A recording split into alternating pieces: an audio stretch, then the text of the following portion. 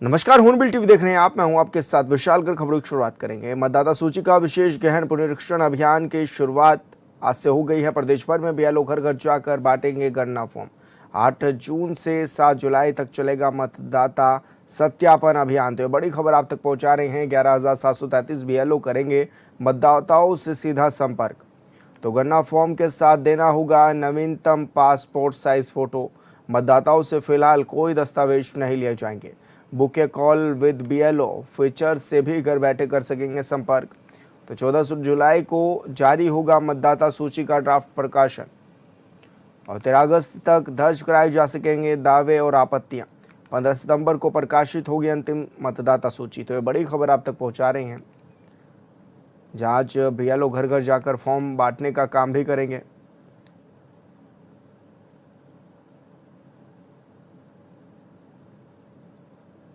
तो book call with BLO feature से घर बैठे भी आप संपर्क कर सकेंगे।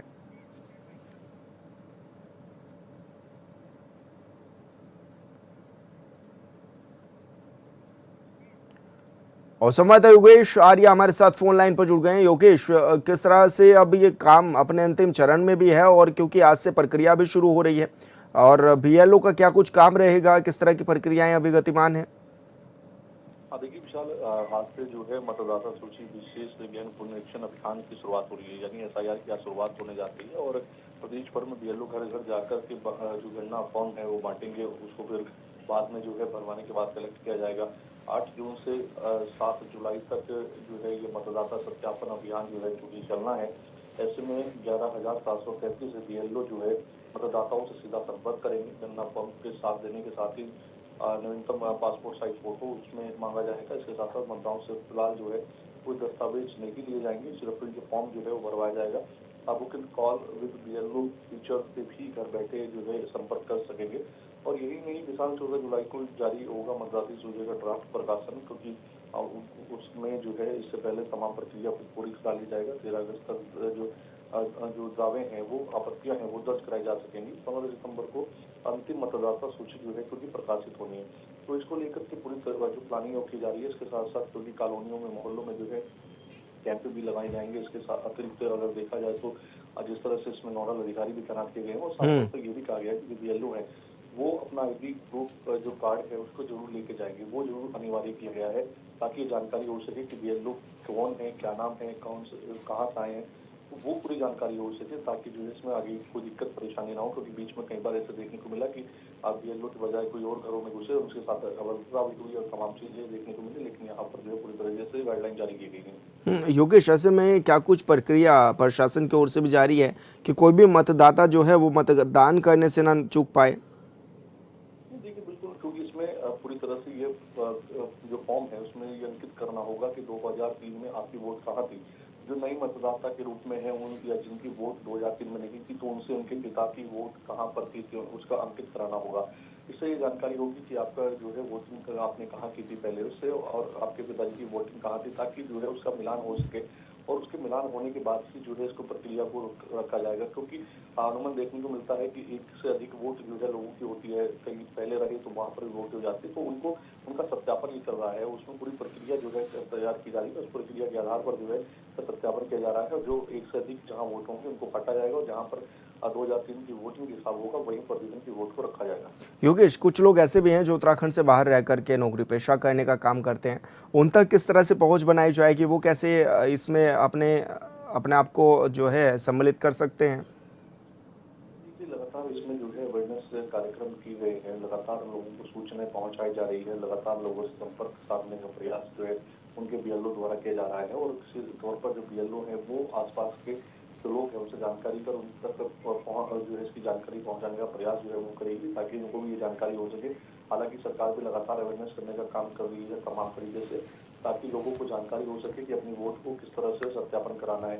तो वह निश्चित तौर पर सत्यापन कराने के लिए जो उनको दिशा निर्देश दिए गए हैं वो उसमें कहीं ना कहीं काम आएंगे। और जो लोग बाहर रहते हैं उनको भी अगर उनकी वोट 2003 में उन्होंने यहाँ पर कराई थी, तो वह उस वोट को कहाँ रखना चाहते हैं इसका सत्यापन जो है कराना होगा। जी बिल्कुल योगेश, बहुत शुक्रिया आपका तमाम जानकारी साझा करने के लिए। और बड़ी खबर का रुख करेंगे बादलों और धूप के बीच झूल रहा उत्तराखंड का मौसम। पहाड़ों में बारिश तो मैदानी क्षेत्रों में गर्मी का बड़ा असर। पर्वतीय क्षेत्रों में बादलों और हल्की बारिश का दौर जारी है। मैदानी इलाकों में तेज धूप और बढ़ते तापमान से लोग परेशान हैं। देहरादून समेत कई मैदानी क्षेत्रों में गर्मी ने अब मुश्किलें भी बढ़ा दी हैं। तो बड़ी खबर आप तक पहुंचा रहे हैं, जहां पर पहाड़ों में मौसम का मिजाज बिगड़ा हुआ है। हल्की बारिश नज़र आ रही है पहाड़ी क्षेत्रों में, और ऐसे में देखा जाए तो मैदानी क्षेत्रों में धूप का असर देखने को मिल रहा है और तेज धूप के चलते तापमान बढ़ गया, जिसके कारण लोगों को परेशानी का सामना भी करना पड़ रहा है।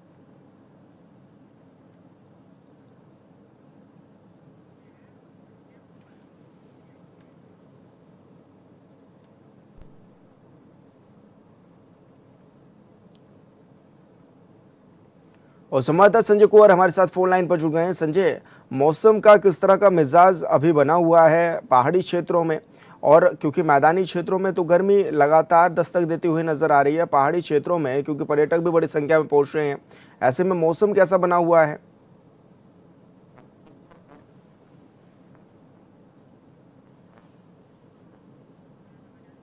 संजय आपको जो जी हल्की जो बारिश देर शाम जो है कुछ इलाकों में जरूर हुई थी, लेकिन अभी चटक धूप खिली हुई है और उमस भी अभी जोशीमठ, बद्रीनाथ और चमोली के बीच जो है काफी उमस बढ़ रही है। और श्रद्धालु जो है आसानी से बद्रीनाथ, केदारनाथ सहित जो पंच केदार हैं और हेमकुंड साहिब फूलों की घाटी की यात्रा के लिए आ रहे हैं और यात्रा बिल्कुल सुगमता के साथ जारी है।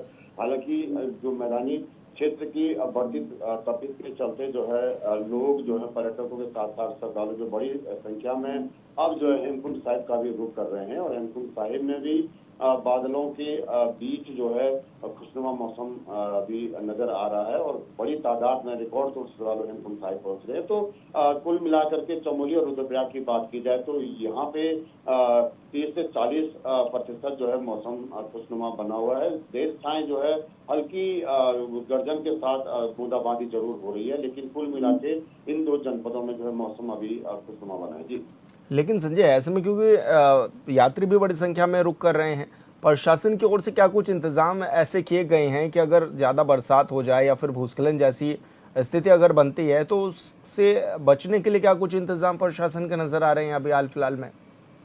चमोली जनपद की बात करें तो जिला प्रशासन पूरी तरह जो है मुस्तैद है। यहाँ पे जो फ्लडिंग जोन है कमेड़ा से लेकर के बद्रीनाथ के बीच में, वहाँ पे पूरी सतर्कता बढ़ती जा रही है और हल्की सी बारिश के बाद भी ये जो एक्टिव हो जाते हैं ये डेंजर जोन, तो इनके लिए जो है यहाँ पे SDRF तैनात की गई है और साथ ही NH की मशीनें भी जो है दोनों छोर पे खड़ी हैं। लेकिन जो जिस तरह का मौसम अभी यहाँ पे बना हुआ है तो उससे आसानी से जो है यात्री जो है आवाजाही कर रहे हैं और जो यात्रा वाहन है हमारे जो बद्रीनाथ का क्षेत्र है वहाँ पे जो है गेट सिस्टम के जरिए जो है ट्रैफिक व्यवस्था जो है कंट्रोल की जा रही है। लिहाजा सुगमता के साथ जो है यात्रा जारी है और हजारों की तादाद में श्रद्धालु जो है इन धामों की यात्रा के लिए पहुंच रहे हैं। जी, तो ऐसे में यात्री क्या कुछ कह रहे हैं, क्या इंतजाम पूरे किए हुए हैं राज्य सरकार की ओर से? अब देखिए, यात्रियों की बात की जाए तो अमूमन हर साल जो व्यवस्था मई और जून में होती है वो दुरुस्त रहती है, लेकिन जिस तरह से पर्यटकों और तीर्थयात्रियों का फ्लो 2 महीनों में बढ़ता है तो कहीं ना कहीं व्यवस्थाएं जरूर चरमराती है, लेकिन दर्शन जो है सभी तीर्थयात्री को हो रहे हैं। केवल जो गेट सिस्टम और जो ट्रैफिक के जो के चलते जो है दिक्कतें होती है, आधे से 1 घंटे का जो है जाम जो है हर 1-2 किलोमीटर के बाद लगता है, तो उसको लेकर के श्रद्धालु जरूर कहीं ना कहीं परेशान जो है हो जाते हैं, लेकिन बावजूद इसके जो है जो फ्लो जो है बढ़ रहा है यहाँ पे मई जून, इसके बाद जो है मध्य जून के बाद जो है ये जो फ्लो है वो थोड़ा कम हो जाएगा, उसके बाद जो है ट्रैफिक व्यवस्था भी सुचारू हो जाएगी। जी बिल्कुल संजय, बहुत शुक्रिया आपका तमाम जानकारी साझा करने के लिए। दिल्ली के मालवीय नगर अग्निकांड के बाद उत्तराखंड निवासी केशव नेगी की गिरफ्तारी का मामला अब गर्माता जा रहा है। इस मुद्दे पर अब हरिद्वार से सांसद और सूबे के पूर्व मुख्यमंत्री त्रिवेंद्र सिंह रावत ने भी केशव नेगी के पक्ष में अपनी आवाज उठाई है। उन्होंने केशव नेगी को देवभूमि का लाल बताते हुए कहा है कि उन्हें न्याय दिलाने के लिए वो कंधे से कंधा मिलाकर उनके साथ खड़े हैं। त्रिवेंद्र सिंह रावत ने साफ कहा कि इस संकट की घड़ी में सारा उत्तराखंड नेगी जी के साथ खड़ा है और उन्हें पूरा विश्वास है कि केशव नेगी को न्याय जरूर मिलेगा। अभी 2 दिन पहले दिल्ली में जो हादसा हुआ मालवीय नगर एक होटल में, तमाम समाचार पत्रों के माध्यम से और सोशल मीडिया के माध्यम से मैं देख रहा हूं कि उत्तराखंड में इसको लेकर के काफ़ी उबाल है।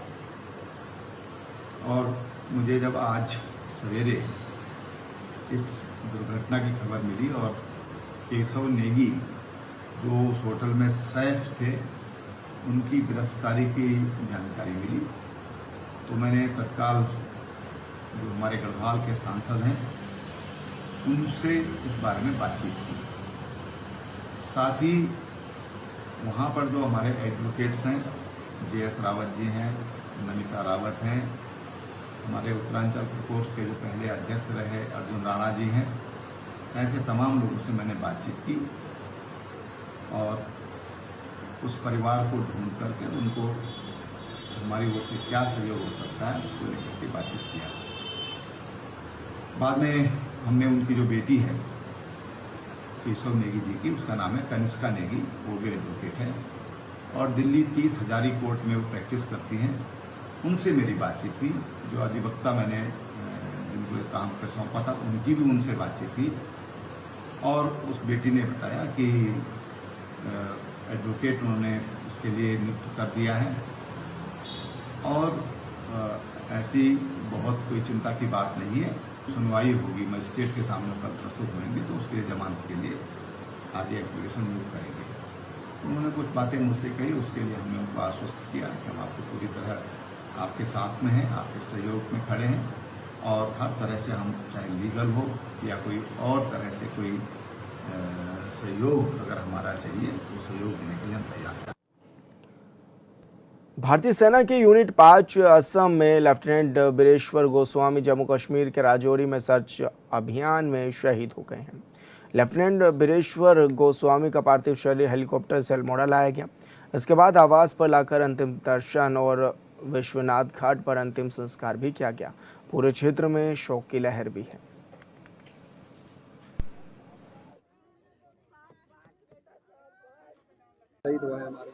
ये पूरे देश के लिए भी और विशेष उत्तराखंड और अल्मोड़ा के लिए बड़ा दुख का विषय है कि हमारे बीच में आज विशंबर गोस्वामी जी जो ऑपरेशन सर्च कारगिल के अंदर 15 दिन से चल रहा था, उसमें कहीं न कहीं पहाड़ी से गिरकर उनको वो आज वीर गति को प्राप्त हुए हैं। हम सारे लोग अल्मोड़ा वासी दुखी हैं और उनके माता पिता को इस दुख की घड़ी में भगवान से प्रार्थना करते हैं कि सहन करने की शक्ति दे और ऐसे माता पिता धन्य जिन्हें ऐसे पुत्र को जन्म दिया, उन माता पिता को भी हम सलाम करते हैं और सारे अल्मोड़े में सारे लोग उनके इस तरह के दुख से काफ़ी दुखी है। और वास्तव में विशंबर एक होनहार बालक था, जैसे उनके बारे में सुना जा रहा था, उनका कल ही प्रमोशन होना था, लेकिन आज एक बड़ी घटना सामने आई थी। चिकित्सा स्वास्थ्य और चिकित्सा शिक्षा मंत्री सुबोध उनियाल ने उप जिला चिकित्सालय ज्योतिर्मठ का निरीक्षण कर स्वास्थ्य सेवाओं और व्यवस्थाओं का जायजा लिया। इस अवसर पर स्थानीय जनप्रतिनिधियों, जिला पंचायत सदस्य, ढाक वार्ड सहित मंडल अध्यक्ष बीजेपी अमित सती, समाजसेवी वैभव सकलानी आदि ने स्वास्थ्य सुविधाओं सहित मोर्चरी शिफ्टिंग, 50 बेड के नए अस्पताल और तकनीकी उपकरणों की उपलब्धि को लेकर स्वास्थ्य मंत्री को ज्ञापन सौंपा। वहीं निरीक्षण के दौरान उन्होंने अस्पताल में भर्ती मरीजों से उनका हालचाल जाना और उन्हें उपलब्ध कराई जा रही स्वास्थ्य सुविधाओं की भी जानकारी ली है। साथ ही मरीजों के तीमारदारों से भी अस्पताल की व्यवस्थाओं और उपचार संबंधी अनुभवों के बारे में बातचीत की है।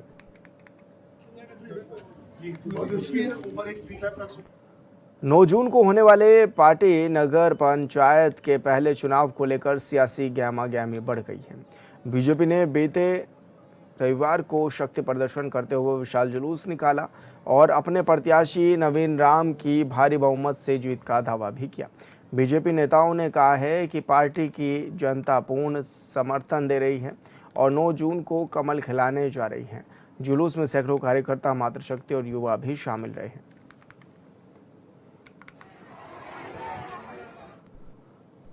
ऑपरेशन प्रहार के तहत काशीपुर पुलिस ने बड़ी कार्रवाई करते हुए मंदिरों से चोरी हुए दानपात्र, नकदी और धार्मिक सामान बरामद किए हैं।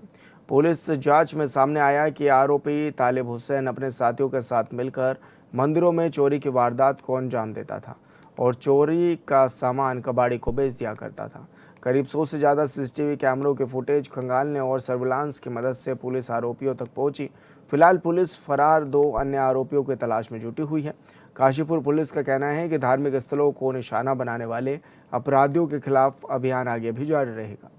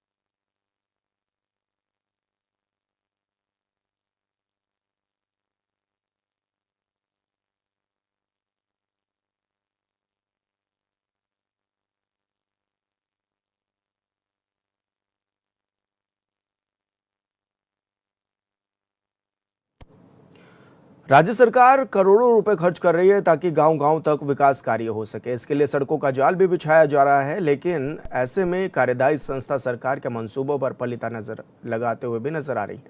इस रिपोर्ट में देखिए।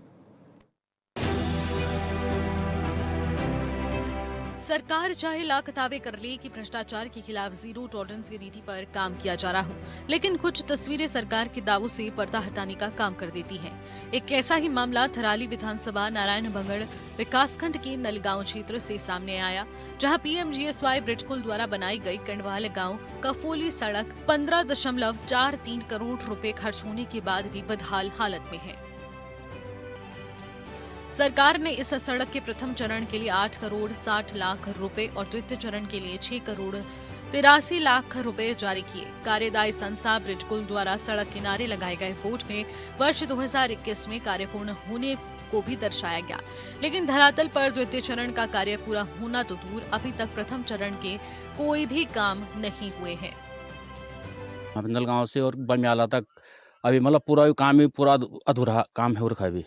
और जगह क्या है कि एक बार दुर्घटना में घटी है यहाँ पे, और डामर भी अभी पूरा मतलब 1-1.5 किलोमीटर लगभग हो रखा है, और 12.5 किलोमीटर रोड तो बनी है पर लेकिन बहुत तीन स्थिति में है कि तो शुरुआत से ही इस पे डामर ना डामर तो थोड़ा डाला था ना 1-1.5 किलोमीटर, वो भी आधा पूरा उखड़ गया वो। फिर इसमें थोड़े दो छोटे से पुलिया भी है, वो भी सारा अभी तो बनाया नहीं उन्होंने। जो मतलब पीएमजीएसवाई जो बना रही हैं वो अभी वो बने नहीं हैं। जैसे सुनने में आया है कि बड़ी समस्या बरसात है, अब जाने का यहाँ से भी नीचे हमें रास्ता नहीं है। रोड अगर एक बार कहीं पे टूट गई तो समझो ये गदेरे हैं, तो गदेरे से हमारे से छोटे छोटे स्कूल के बच्चे हैं, कोई जा नहीं पा रहे हैं। तो क्या करें, अब स्कूल तो बड़ी मुश्किल से वो करना पड़ रहा है। हमने वो यहाँ पे नीचे पुल लगा रखे हैं, तब जाके वहाँ पे हल्का फुल्का लकड़ी का पुल बना रखा है, उसी करते हैं हम आवाज जावत इधर उधर।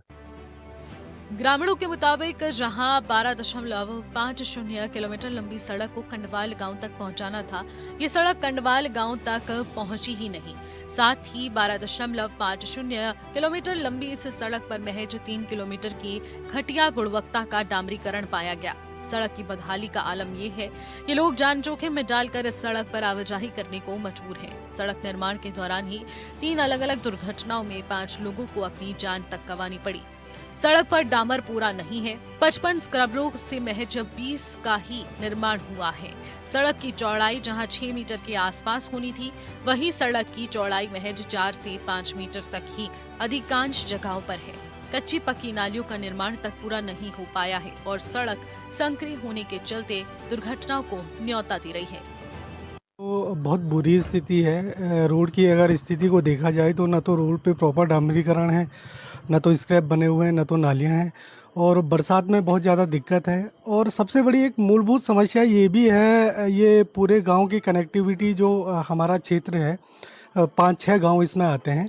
तो बरसात में अगर रोड बंद हो जाए तो अब तो पैदल रास्तों की भी स्थिति ख़त्म है और आदमी पैदल भी आने जाने की बड़ी दिक्कतें हैं इस रोड पे। सर अभी तक तो बमियाला तक यही ये रोड गई है और कंडवाल गांव का दूर दूर तक इस रोड से कोई सरोकार नहीं है।